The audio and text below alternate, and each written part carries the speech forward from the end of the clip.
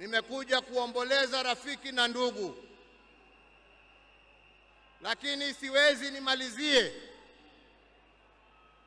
nisiposema ya kwamba hata kama leo tuna huzuni na tunaomboleza,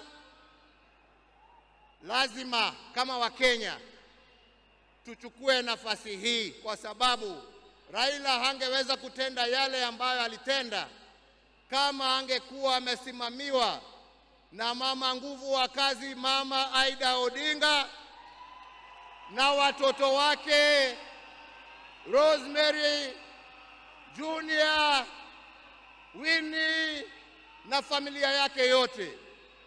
Kwa Wakenya tunawashukuru kwa kutupatia Raila atumikie nchi,